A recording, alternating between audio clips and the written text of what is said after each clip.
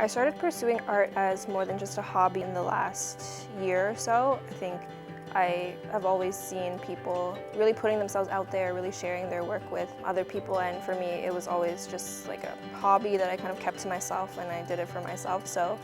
one day I thought, why not share some of the things that I do with other people and see what kind of reaction that I get. Art to me is, I think it's a big part of my own life, but I think it's a big part of life for people in general, and I think we consume art in so many different forms, whether it's music or film or visual art. I think not only is it a tool for kind of creative expression, but it's also the way that we kind of connect with other people.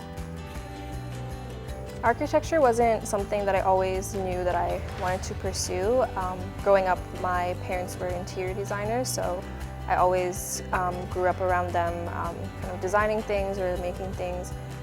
go from like a drawing to like a real kind of like physical space. So I was also part of an arts program in high school, so learning a lot of like traditional like painting techniques and doing a lot of like drawing for myself. So I guess when it came time to university, it was kind of like the combination of the two, so like doing something related to art and design, but also something that kind of made like a real impact on like the physical world as well. Originally, my thesis was looking at doomsday prepping and kind of like apocalyptic shelters, but then I decided to kind of pivot towards looking at urban loneliness and how to mitigate urban loneliness through design, because I felt like I wanted to concentrate on some real, more like population level problems, and I felt like this was one that really needed or could use like an architectural perspective, because I think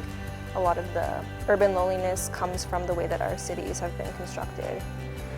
After reintroducing kind of doing artwork back into my life, the most rewarding part has been having these totally self-governed projects where I have like total control of like I guess every aspect of the project, which is super different from school or work. And I think it was born out of kind of like my own hobby, but also kind of a way that I could use kind of my own abilities to maybe make some money on the side, or yeah, just express myself creatively.